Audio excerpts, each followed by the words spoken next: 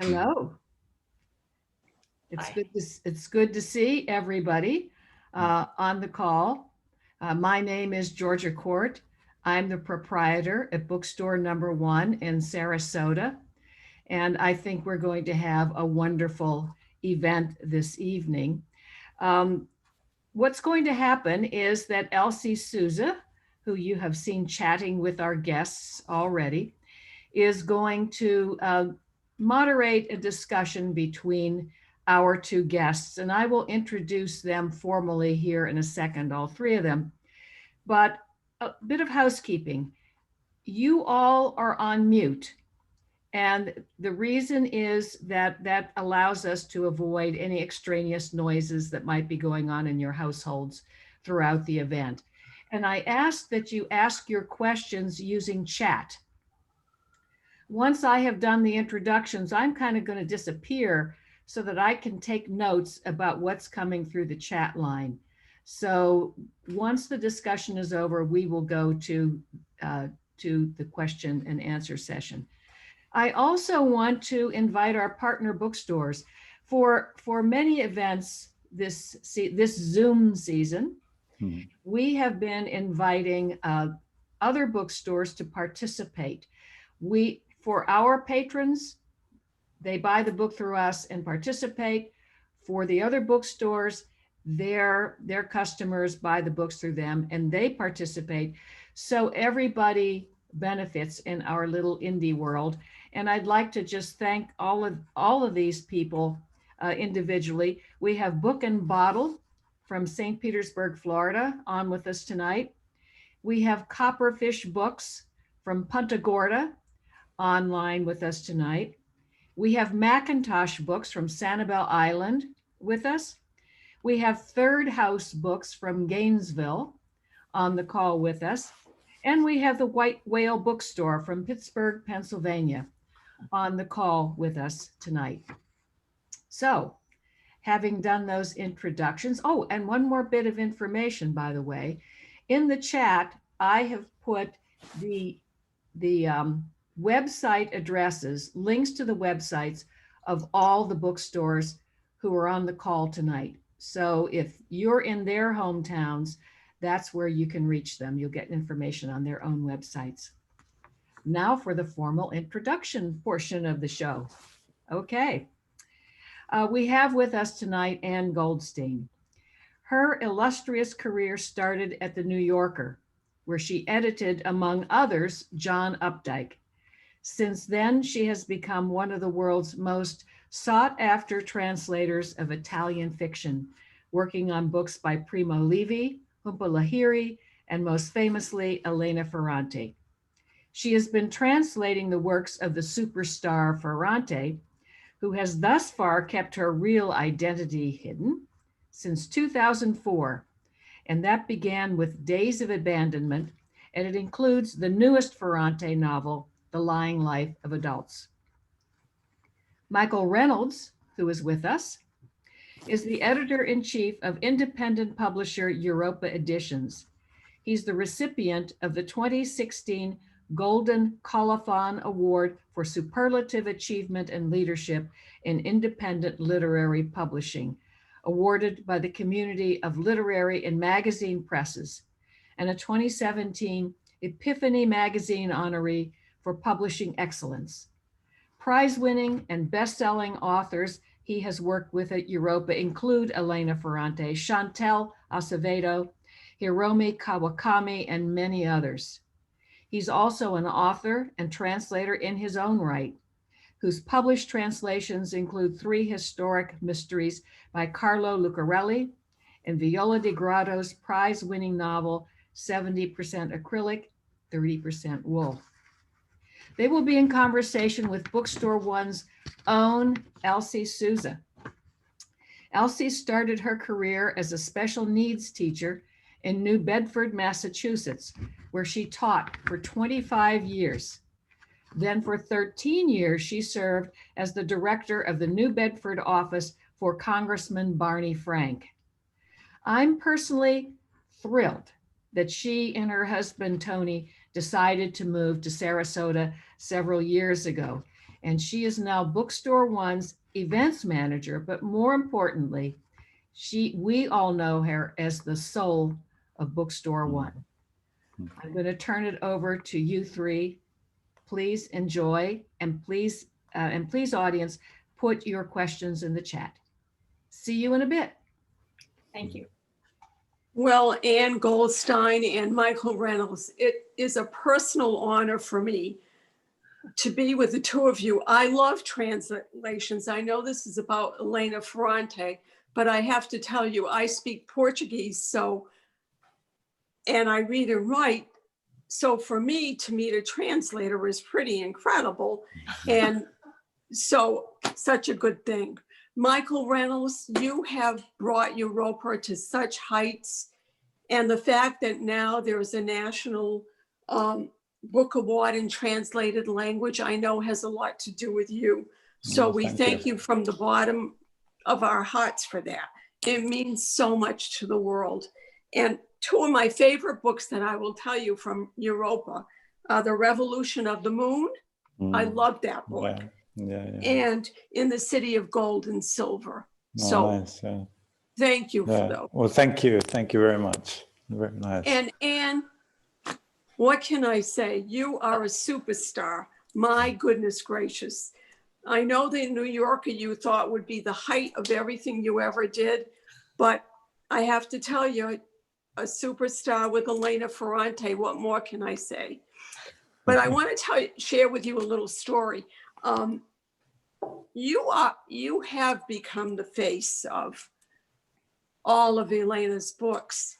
And I'll just allude to the fact that here in Sarasota, Mary Grand Pré lives here. And Mary Grand Pré, if you don't know, she was the illustrator for J.K. Rowling's Harry Potter books.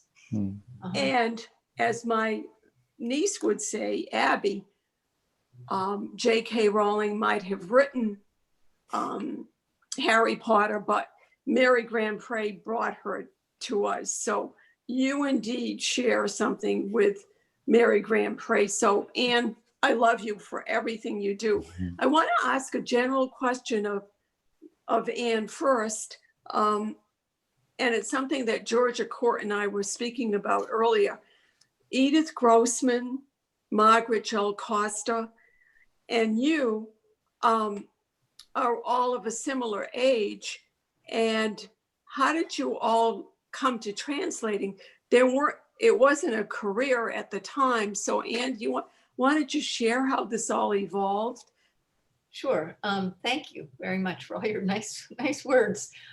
Yeah, I don't really know about either Edith Grossman or Margaret Joel Costa, how they, but probably like me, it was an accident. Yeah, and I'll just share with you. Translators have accidental stories. Right. And they were older when they started to translate. They weren't familiar with the language when they were young. So I thought of you in the same vein. Right. Yeah. No, I didn't learn Italian until I was in my middle age. And I studied Italian at the New Yorker. We had a class, because I wanted to read Dante in Italian. And we had a class. We studied grammar for about a year, and then we read Dante. We read the Divine Comedy, and this Italian class kept going as a sort of conversation and reading class. And I guess about 5 years after we started, the editor of the New Yorker at the time, Robert Gottlieb, got a book in Italian from his friend and worker, I guess you could say, Saul Steinberg, the artist, who had spent the war years in Italy and had a friend who was a writer. And he sent this book to Bob Gottlieb, who didn't read Italian. So he gave it to me because he knew I was studying Italian, and said, could you just look at this? So I just need to say a word or two to Saul. And so, but it was actually quite a wonderful book. It's about, it was by an author called Aldo Buzzi, who most people don't know who he is, not even Italians. But it was about Italians and Russian literature. There is kind of some kind of connection between the Italians love the Russians. And so I just thought, so I started reading this book and I thought it was so interesting. And I thought, well, this would really be an interesting way of studying, of deepening my knowledge of Italian would be to translate this book. So I did. I just translated it for myself. But when I was done, I gave it to Gottlieb, and then he decided to publish it. So that was how I started. I love it. And then you go on and on. So now I want to talk about the elephant in the room. Have either one of you ever met Elena Ferrante, or how do you communicate with Elena Ferrante? I communicate, I don't know, I guess Michael probably does too, through the Italian publishers, who, as far as I know, are the only people who know who she is. And the same is true for me. Yeah, the same. Actually, a few years ago, in order to facilitate, I suppose, greater communication when there are a lot of requests coming in, and there were a lot of interview requests, and Elena Ferrante had decided that she would open up an email address under the name Elena Ferrante, and said, to her principal publishers in the main markets, well, you can write to me at this address, and it will also be shared with my Italian publishers. And I actually refused to use it because I didn't want, after years of publishing her, and just I don't know, there was something special about being her publisher and not having contact with her, and feeling that the kind of gamble, I suppose, or the gambit that she launched when she decided not to be present as an author was working. It was creating in readers a different relationship with the books than would have been the case if she had been present. So, I felt a little bit that way myself, that I didn't want to sort of interrupt or change this working relationship that I had with her, or had with her for 10 years. So I too communicate with her through her Italian publishers still. So let's talk about this, Anne, and I know Michael's involved. So all of a sudden, she decides to come out with a book. And how far ahead do you receive the manuscript, Anne? Well, basically when it's about to be published in Italian, or when it's already published in Italian. That's, at least in the I guess, starting with the Neapolitan novels, that's how it worked. I don't know, Michael, you probably don't even see it much before that either. No, I really don't. I mean, the Italian publishers really keep the manuscript under lock and key until it's ready to publish. So I with My Brilliant Friend, I read it shortly before it came out in Italian. Yeah, a month or two before it came out in Italian. Yeah. So the process, Anne, of going through it, do you do a number of drafts? Do you do it on the computer? Do you handwrite? No, I don't do handwriting. I do the first two drafts, let's say, I do on the computer. Then I print it out and I do at least one draft on paper. And then I go back to the computer. And then I usually read the galleys on paper as well. So I think you need to have different, literally different, physically different views, because you see different things. You see different problems when you're looking at type, when you're looking at just the printout from your own printout. I just think you need to have those different kinds of literally different kinds of views. It's true, isn't it? Even sort of when the page proofs come in or something like that, then that's another kind of exactly. Yeah, and you see other things there. What's his name? Czech translator, Alex, who I mean. Anyway, he once said that he, even before he hands in his manuscript, his finished manuscript, he will print it out in the format of the book. And read it. Alex Zucker. So do you get stuck? I'm sure there are words that you just cannot figure out. But Yeah. being a copy editor, you know, you have brought the word, you know, obviously you brought Elena to us in English, which is like spectacular, as I previously said. So how do you grapple with getting her words to us in English?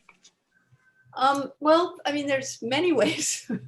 I mean, I translate the sentence. Let's say just take a sentence, I translate it literally, and then I go back and I look at it again, and then I fix it up and make it sound like English, which it might not sound like on the first draft. And then if there's a word that's difficult, I mean, I use a lot of different dictionaries. I look up tons of words. I mean, I look up words that I know. I look them up in 3 or 4 dictionaries even. I look at also in English dictionaries and thesauruses and all kinds of places, so that and basically it's a question of in some sense of exclusion. I mean, you're constantly excluding meanings or you know, translations that don't work. Let's say, you know, you have a word that has a bunch of different meanings.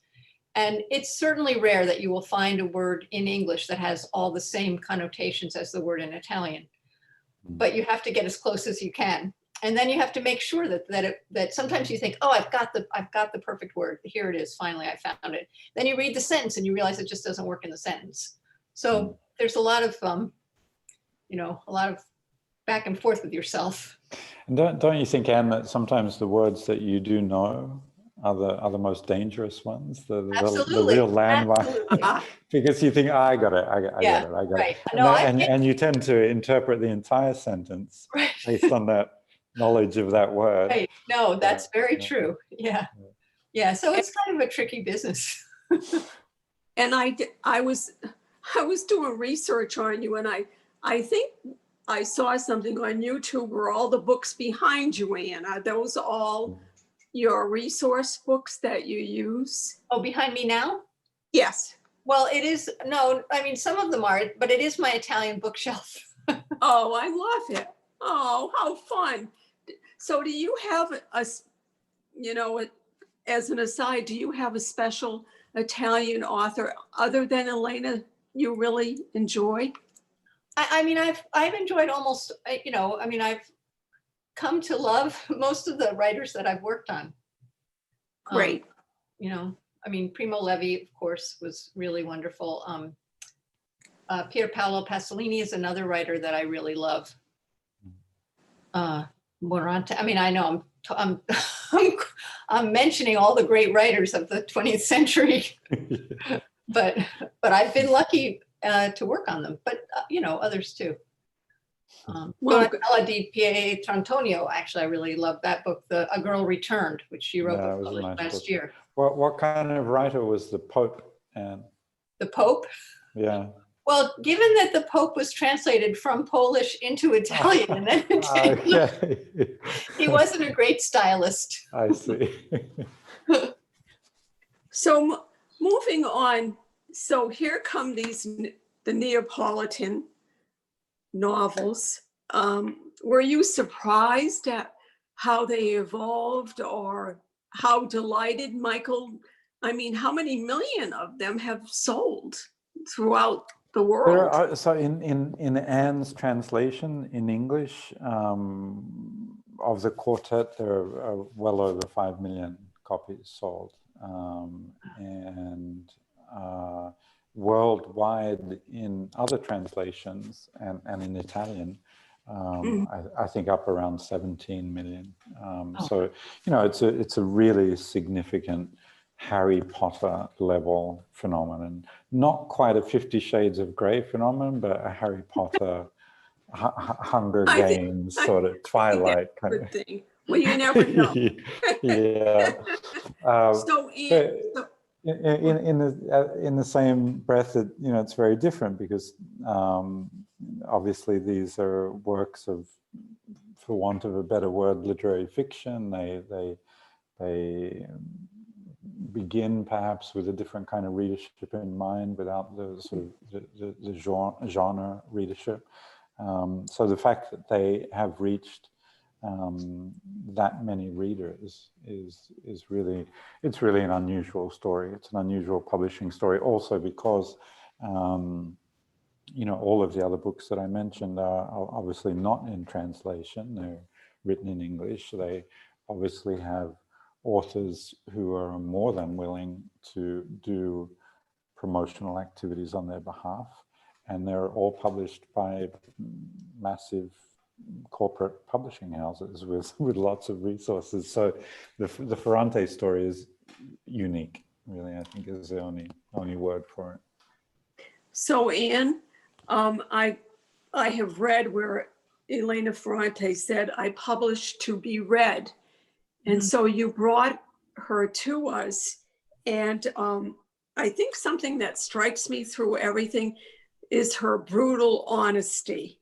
And my question to you, Anne, is, I know Italian is this flowy, gorgeous language, and she doesn't do dialect for Naples, but, you know, going back and forth, I would assume that Neapolitan dialect is brutal. And so what is your sense of that going back and forth? Do you think she brings such an honesty through you to her readers? Yeah, I mean, I think her style is quite straightforward. Is in the you know, in the Italian literary tradition. It's not a very flowery, elaborate style. I mean, her sentences are sometimes complicated, but they're always in the service of what she wants to say rather than in the service of themselves or of language, or, you know, just language itself. So I think that that her goal, which is to get to some kind of truth, you know, you could say almost in every sentence, she achieves by a kind of directness of style. So I don't know Neapolitan well enough to say right. how much of that is Neapolitan, but Well, as she's writing, it also strikes me that, you know, she goes between Milan in the north to Naples, you know, in different novels. And then she goes and we'll talk about Lying Life of Adults, but she also goes from upper parts of Naples to lower parts of Naples. So it's always this going back and forth, which strikes me, you know, in reading her. yeah. Well, I mean, you know, I mean, a lot of the Neapolitan novels are about language in a certain sense, you know, about the different kinds of Italian that she learns, and that, you know, what they symbolize in socially and in every way. That's true, and that relationship to language, I think, is intimately connected to the geography that you're talking about there, Elsie. Yeah, there's a sense that in order to go from one place to another, you need a pass, and very often that pass is language. If you don't have it, you remain where you are, and you can't move between. And that's not just true for you know, in her all of her books. It's not just true for those who come from the working class and need to learn you know, a more florid and flowery and official Italian in order to circulate in the, you know, upper echelons of society. It's also true in the opposite direction. Yeah, right. When in the Neapolitan novels, Elena doesn't manage her Neapolitan as well as she should, she's sort of dismissed. She's not taken seriously because she's now speaking in a, you know, an official Italian. Yeah. And you see that very clearly, right, in The Lying Life of Adults. Yeah, right. But there's a very poignant passage, I think, at the end of the Neapolitan novels, where she says she can't communicate with Leela because her dialect is not natural, and Leela's Italian is not natural, and they no longer have a language, a shared language in a sense. So speaking about the two of them, it strikes me sometimes that they might be the same person, you know, with the yin and the yang, because here we have these two women growing up together, and one goes off and one stays, you know, in Naples. And I just wonder what Michael or Ann, what you think of that concept that they might be one person. I don't know. It doesn't appeal to me. Oh, good. I could tell by your face that that wasn't going anywhere. No, people have said, yeah, no, it is. I mean, other people have said that too. I don't know. To me, it seems, I prefer to think of them as two separate people. It doesn't quite work for me to say that, to make them into two halves of one person. Yeah, So I think so too. I mean, I think they both, you know, one of the great achievements of those of that series of books is, you know, how vividly they come to life and how vividly they are, you know, each of them her own person. That said, I think it can be a fun and interesting and possibly revelatory interpretive tool, yeah, because certainly one of the things that we know about Ferrante is that she is enamored of, you know, a lot of the 19th and some 18th century writers for whom the idea of the doppelganger, right, the double, was hugely fascinating and appealing. And, you know, so it can be an interpretive tool, I think, that is as interesting as many other interpretive tools. But for me as a reader, yeah, they live sort of autonomously as separate beings. And they're so wonderful. They really, Ann, thank you for what you did bringing them. They're just incredible characters, and how wonderful for all of us to see these two women as they evolve. So now let's talk about Lying Life of Adults, a different book, a different time. Ann, were you surprised when you saw this manuscript? Yeah, I was surprised. I didn't, well, I mean, well, every book's a surprise in a way. Right. I mean, you don't know what's going to happen. I mean, I was interested that it was that the point of view was from a teenager. I mean, in a certain sense, it first seemed to me that she was going back to her earlier books. It was a shorter book, although not as short. It covered a more limited time period, but it was later. I mean, it is in the 90s, and it is in the voice or the view of a teenager or a older person writing about herself as a teenager. But it really, I mean, you're really seeing the teenager point of view, and that was surprising to me. You know, that seemed different than from her other books, in which you're aware of the other person looking back. You're less aware, I think. So then we meet this magnificent character named Victoria, who I love her. I have known that kind of a person in my life. So when I met her, I was like, oh, yes, I know this Victoria. I have been to that house. So did you enjoy the whole process of Victoria? Yeah, I mean, I always enjoy, I mean, it's always, I mean, to say it's interesting to say, you know, Ferrante she just pulls you in such a way that you can't help but be interested in a way in her characters. At least that's how I feel. You know, even though you could say, well, you know, I read this book many times in the course of translating it, I never get tired of her books or bored. I mean, there's always some new thing to discover or to find, or some new nuance. Well, she talks about, you know, imagination, love's there, sex is there. I mean, there's the whole gamut of everything you'd ever want in any novel, you know, in front of you. And you treat it very gingerly so that anyone could read it and enjoy it. And that's a real compliment, because that's not easy to do, but thank you for that. And Michael, what do you say about this new book? I think it's magnificent. I mean, Well, I guess there were, going back into the prehistory of this book,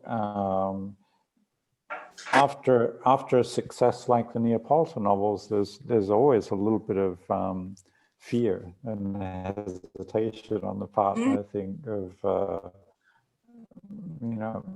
a publisher of a success like that, and you think, gosh, what's going to happen next? Are they going to, whatever comes next, are they going to tear it apart? Is it, is it just going to be criticized? Is it going to be a flop? Is it going to be, and so, I think years ago I started thinking, okay, what is it that I would like for the next book to be? Yeah, I know I would never share that with the author or Italian publishers. I didn't at the time, but I fantasized what would the ideal next book be like.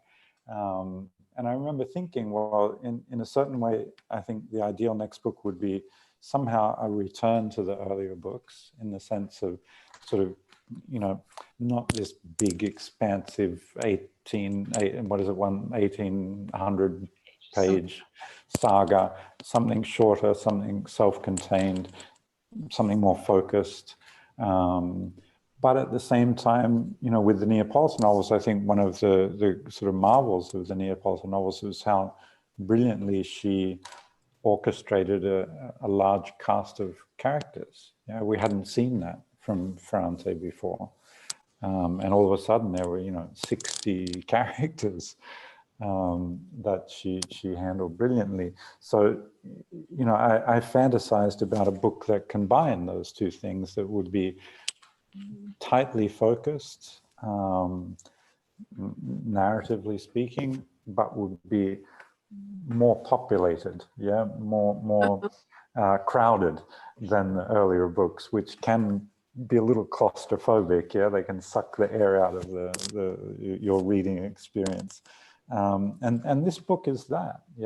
For me, it does sort of combine those two aspects, the sort of tight narrative focus with a greater cast of characters, and I think it's, I've had a number of conversations about sort of the setting, the atmosphere, and a lot of people who miss that, atmosphere of 1950s and 1960s Naples, and the things that they considered to be really characteristic of Naples.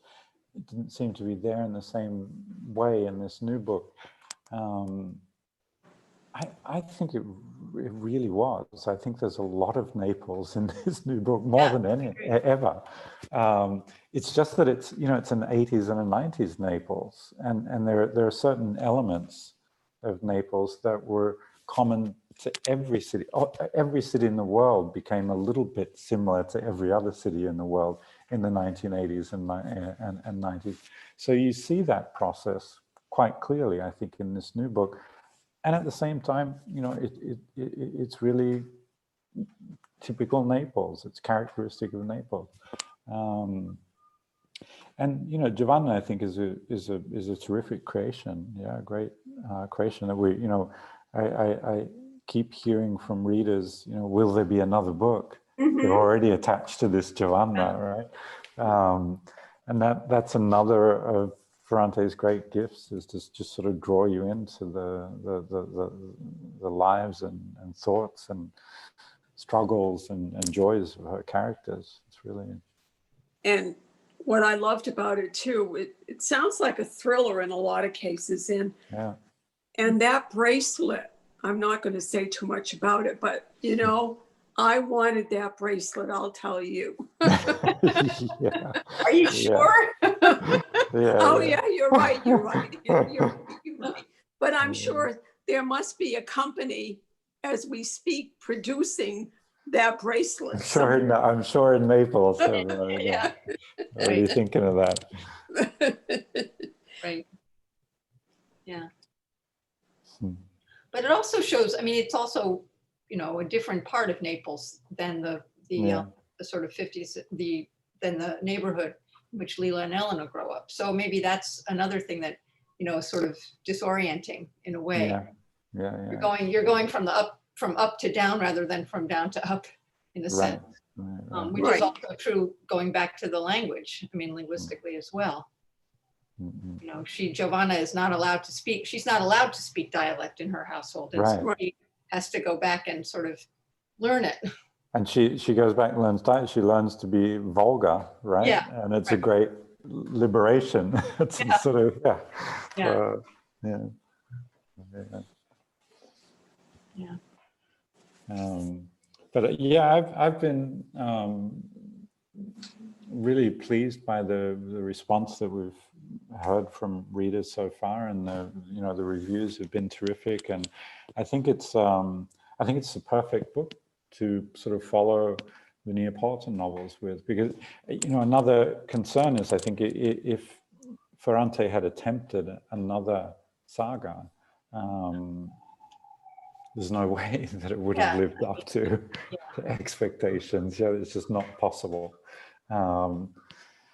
And so, I think this was the right kind of book for her to write following the Neapolitan novels. And Anne, you bring such a passion to your work that it shows, and how wonderful, even though you're not Italian, it comes through, which is pretty amazing. And as Southern Europeans, everyone, motions with their hands. I mean, that's the only thing we know how to do. And I sense you're doing the same thing. I picked it up. I welcome you to the family, because this Thank is you. very important. There's no way that you can do anything without gesturing. That's just it. I love it. I love it. So now, and you make everything sing as it goes along. And that's really, do you think in Italian, or do you think in English, or, Well, I think when I'm translating, I think more in English. Sometimes I try to reread some passages in Italian and just hear it in Italian. But mostly when I'm translating, I'm more devoted to English. Although, you have to also be devoted to have the other language in mind. I mean, just to be sure that you're understanding what's going on. And Michael, do you also, well, you're very fluent in Italian, so do you edit Anne's work, or is there any kind of thing Yeah, that goes? there is. There's a step in our editorial process that isn't quite an edit, because it's really line editing, it's copy editing, rather than doing any sort of developmental changes or anything like that. But yeah, one of the things that we do as a part of our process is to check the translation, to make sure that in our opinion, that the translators captured the voice, and that there haven't been any slip-ups along the way, because very often, even with the very best translators, there it's good to have another pair of eyes on a translation.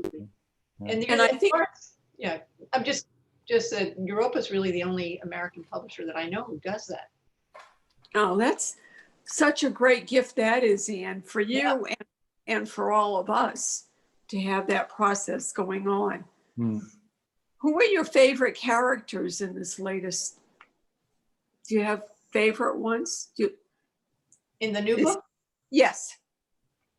Oh, you like them all. I like them all. Well, for me, it's difficult not to say Vittoria. Yeah, she's. I think she's the heart of the book in a certain sense. And you're as you said, Elsie. So the moment she flings open the door, you recognize her. Yeah, if you've ever spent any time in the Mediterranean, you're like, got it.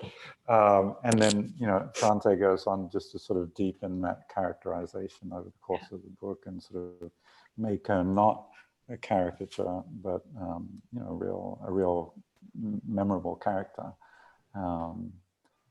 And yeah, so she I think in this new book is my favorite the characters. Yeah. You know, when you're struck by Victoria too, because she's this vibrant, bigger than life woman, but you know, she's the one who was left behind, so to Yeah. speak, Mhm. as the brother goes up the hill. Yeah. And so the poignancy is there. Yeah. Mhm. And her fascination with her, you know, with Giovanna, which is Mm. amazing. Yeah. So I wonder. Not only left behind. I mean, it seems in this book that, you know, her brothers need to affirm himself and what he thinks of himself, implied having to sort of negate her, Yeah. negate her relationship, who she is, and completely deny her as a member of the family, as a member of his family. So, you know, she's another woman destroyed, right, of the Beauvoir, but has fought back. Yeah.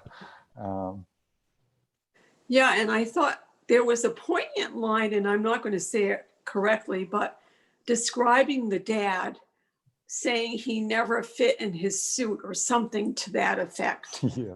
That really struck me. You know, Uh-huh. he makes it up the hill, but he still doesn't fit in his suit.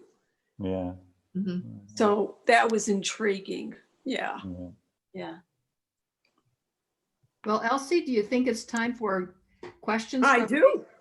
From the audience, and we have quite a few that have come up, and I'm just simply going to ask them in order. They all look like very good questions to me. I've been monitoring them. This one's from Andrea. She mentions that all authors, all writers have their own individual tones, and for Anne and probably for Michael too, you're both translators. How hard is it to convey tone as a translator? Well, I mean, I guess that's sort of the crux of it in a way.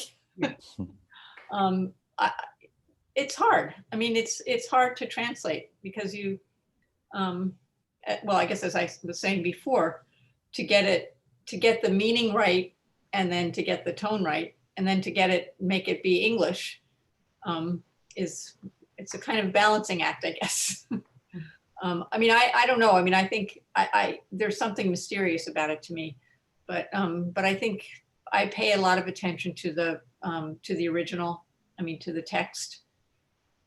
I mean, I don't mean that I'm translating word for word, but I mean, I try to go back to the text a lot and make sure that that I haven't done something that isn't in the tone. But it is kind of a mysterious process. You almost have to be in the head of the original author, I would think. Well, yeah, because you're constantly interpreting. I mean, you're Sure. constantly or trying to interpret what the author means. And Yeah. yes, actually, a friend of mine who's a translator just was coming to the end of a huge translation, and he said it would be so great not to be in somebody else's mind trying to figure out what they are saying. We have a question from Laura too. And this is specifically for Anne. Are there other Italian authors, living or dead, that you would like to translate, that you wish you could translate? No, I mean, I've been so lucky in the things that I've been able to translate. I mean, as I mentioned, I've translated several of the great 20th century Italian writers. And that's really been a gift. And so those are, I don't know, it's hard to say if there's something that I really want to translate because I've been so lucky in what I've translated. I don't know. And here's a question for both of you, really, from Anne. Can you speak about the notion that some people feel if they don't read something in the original language, it's not authentic? Can you both talk about that as people who translate and publish translated works? I guess my short answer would be how awful would the alternative be? Because you would not be reading so many great works because you're you're afraid of not having an authentic experience with those works because you're not reading them in the original language. But I think that fear is misplaced, honestly, of not having an authentic experience, because as many have said, including Ferrante, the sort of real work of a work of literature, something that's written, is done with the reader reading it and negotiating an understanding and a meaning and an emotional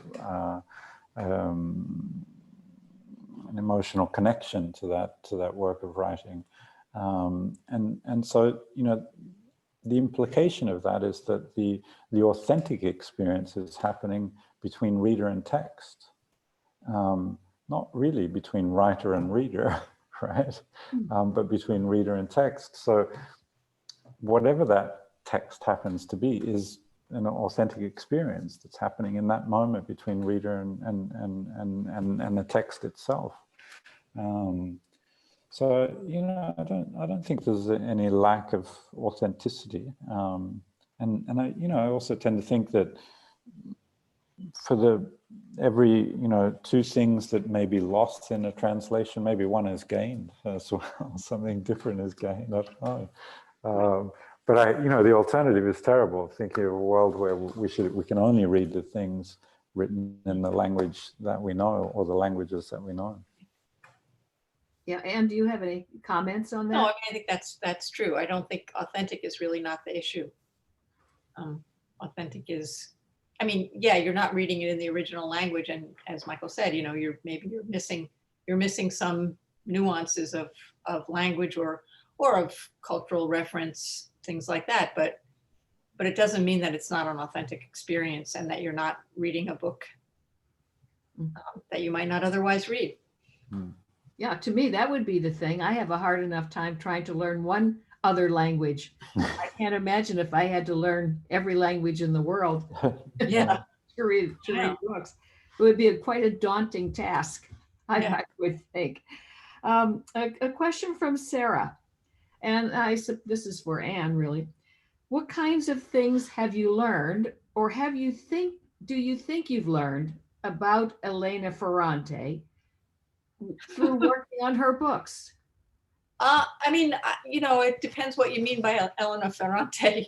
I mean, I think of her as the writer of her books, or of the writer of these books that have her name on the cover. Yeah. I don't think of her. I mean, I don't feel that there's some biographical character that I know things about. I mean, I don't know how to explain this. I could say I know something about the person who's writing the books because I know her, the way she puts together a sentence, or the way she brings us her characters, or the way she creates her characters or creates her books. But I can't say that I know something particular about the person, Ellen. I mean, if that's what the question is, really, I don't know. I wonder if the questioner means maybe about her character or her personality, or. I mean, I don't know anything about it. Yeah. I mean, we'll all be surprised one day, won't we? Yeah, I mean, assuming that there is a person writing these books. Right. And a question from Leslie. How did Europa, and it's for both of you, how did Europa become Ferrante's publisher in the first place? And how was Anne chosen to be the translator? How'd that process work? I'll answer the first part of the question and the second if you would like. It's up to you. But so Europa is owned and was founded by an Italian couple, and in Italy they are the publishers of Elena Ferrante. One of the motivating factors for them to create Europa Editions was the fact that they hadn't been able to sell rights to Elena Ferrante's work to an American publisher. And so after several frustrating years of trying to sell rights to Ferrante's works, they said, well, screw it, we'll do it ourselves. We'll open up a publishing house and publish Elena Ferrante. So Ferrante has been in our DNA from even before the company was founded, and she's the author of the very first book that we published, The Days of Abandonment, in September of 2005. And Anne was chosen from a cast of candidates because she was the best. Yeah, I guess everybody translated the first chapter or the first few pages of The Days of Abandonment was sort of that was the test. Yeah. Interesting. And two people have a question about translating, and I'm going to actually ask you, Anne or Michael. I never know how to pronounce. Is it Humpa Lahiri? How do you pronounce? Oh, Humpa. Humpa? Okay. So there are two questions about that. One's from Catherine and one's from Cooper. And I'll kind of read them together. Was there a difference in translating Humpa, an English speaker, writing in Italian back to English, and in translating the something like Elena Ferrante directly from Italian? And oh, there's another question. Okay, here it is about. And the same person is saying, I find her Humpa's sentence syntax and style unparalleled. So how was the experience of translating her Italian and working with her? So a lot of those questions about working with the Humpa Lahiri. Yeah. That's just, well, it was kind of stressful. I mean, she's a great writer in English, and her Italian writing is different from her English writing, and I'm not her, so I couldn't recreate Jhumpa Lahiri from Italian and recreate her English. And besides, her Italian is different from her English. So it was about learning the language. The book that I translated was about learning Italian. So it was a book that got sort of started simple and got more complicated as it went along. But it was it was interesting because just for the very reason that Italian was not her first language, the first language in which she wrote. And she was, we got along fine. I mean, in the end, she changed a lot of words, but that's, like there might be 2 ways to translate a word. Well, let's say there's 10 ways, but let's say we got to 2 ways to translate a word, and I would say one and she would say the other, but it was just, in a way, it was kind of a relief to have somebody else making the decision. And someone a little earlier actually had posed the question about Elena Ferrante, and Michael answered part of it about your someone else doing the copy editing and so on. Ferrante. But the question was, does Ferrante speak and read English? So does she take a look at the work from the point of view of reading it herself in English and making comments about it? I don't think so. I think she read The Days of Abandonment in English. Maybe she does read English, but I don't think she's read the other books in English. I mean. Oh, interesting. Okay. You, Michael? No, I don't think so. I think she may have a look at them every now and again, but or look at the interviews or the pieces in The Guardian, other bits and pieces of your translations. But I gather that she's extremely satisfied with the translations, and we never hear anything from her. That's probably the contrary. Good news, right? Yeah. Right. That's the good Absolutely. news. Yeah. And a question from Anne. This one is the one from Cooper. Can you discuss what it was like working in the copy editing department of the New Yorker? I imagine it must have been incredibly demanding to have to edit so much copy on such a tight schedule. How did you become a copy editor? Well, as usual, by accident. No, I mean, I knew how to spell. but yeah, I mean, it was a pretty interesting job, I guess you could say, because I mean, especially, well, I mean, I'm luckily not there now because I think it's become a much more stressful job, you know, because of the internet, because of the news, because the way magazines work. But in the old days, it was, we worked, well, first of all, we worked on paper. I think they still work on paper. But it was, you know, it was, some writers were great to work with, some were less great to work with. Usually the best writers are the writers who appreciate copy editing and editing.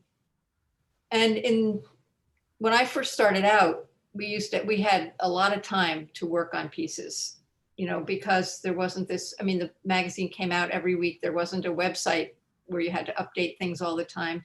It wasn't a special, I mean, sometimes it was timely, but often it was more reflective than timely. So you had a lot of time to work on longer pieces. You know, eventually as time went on, there was less and less time to work on things as things had to become, as pieces came in and they had to be turned around very quickly. So, but it was, you know, I guess it was a pretty interesting job. It sounds like it would be. And for both of you, do you have interesting, you probably do. What interesting projects are you particularly excited to be working on right now? What's coming up from both of you? We have, I think, you know, for many years at Europa, we were publishing, well, we've published authors from, I think, 32 or 33 different countries. Yeah, and it's something that I'm extremely proud of and happy about. But we had always had sort of a huge gap in our program when it came to Asian authors. We'd published very few Asian authors.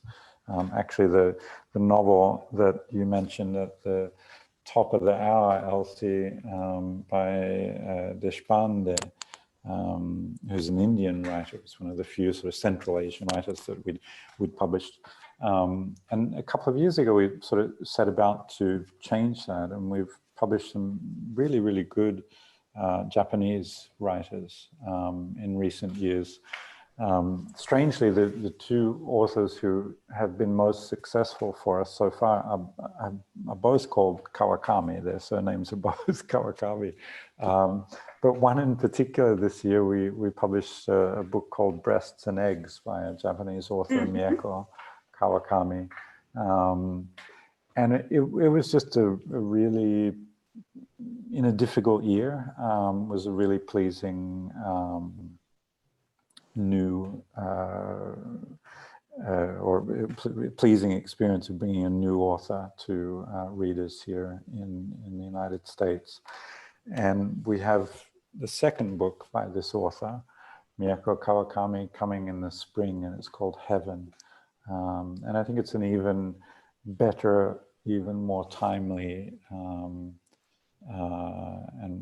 I think will be a more successful publication even than Breasts and Eggs. You know, we're really looking forward to that. But you know, in general, working at an independent publisher means that, you know, you have 40 children every year, and it's hard to choose between them, and you love all of them, and they all seem, however different they are, they all seem really vibrant and important and entertaining, and you know, I start the year every year just sort of excited about all of the books that we have coming. And how about you, Anne? Any big project that you're happy to be working on right now? Well, so I'm working on some projects not for Europa. So they can't be exciting. How can they be exciting? Exactly. I don't really know if I should mention them. I'm working on a writer called Marina Yare, who's half Italian and half Latvian. So she's a really interesting writer that I think, I forget who her Italian publisher is, Pompiani or somebody. They're trying to sort of, she's from I guess she died about 10 years ago. So she wrote in the late second half of the 20th century. But she's a really interesting writer. Interesting. Well, we'll look for it, but we won't tell Michael. No. No. Elsie, do you have anything else you'd like to add or to follow up with? No, I wanted to ask Ann, how did you ever find, you had 2 full-time jobs going, translating and then being a copy editor. Did you ever sleep? That's much. And my other question is for both of you, who do you read for pleasure in English? Not Italian, but English. Michael? Gosh, I try to read a lot. You must You read. know, it's difficult because, you know, I'm also always reading manuscripts or always reading books that we're working on. But I think that, you know, if you can't find the time to read for pleasure in my job, then you lose all sense of reading as a pleasurable act, right? And it only becomes work. So I try to read for pleasure a lot. And right now, as usual, I've got 3 or 4 books going at the moment. I'm just finishing a book called Sharks, Death, Surfers, which I like a lot.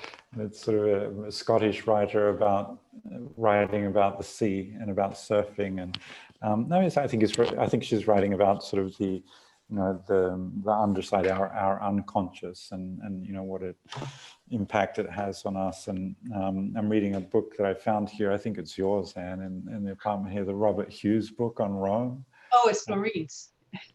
It's Noreen, which is lovely. Robert Hughes, an Australian art critic who died a few years ago, but he wrote 2 books on 2 different cities, one in Barcelona and one in Rome. And I've been reading that, and it's lovely and fun to read because he's such a cantankerous narrator and funny and opinionated, and that's been great to read while I've been here. And I'm also reading the Thucydides, the history of the Peloponnesian Wars,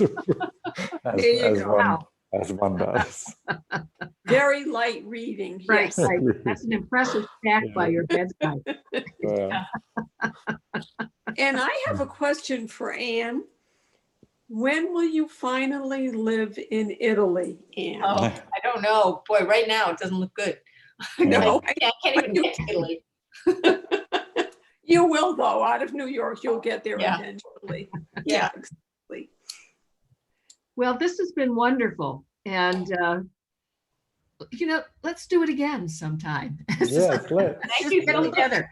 Okay. Thank you. Sometime when we can actually sit down over a glass of Italian wine, right? Yeah. Sounds good. Yeah, that'll Absolutely. happen eventually. Thank you. But thank you for being with us tonight. It's been a delight, and thank you to the audience. I've enjoyed it. I hope everybody else has too. Thank And you. I'll say good. Thank you very much, Elsie. Ciao. Thank you, Georgia. Thank you. Ciao. Be safe. Ciao.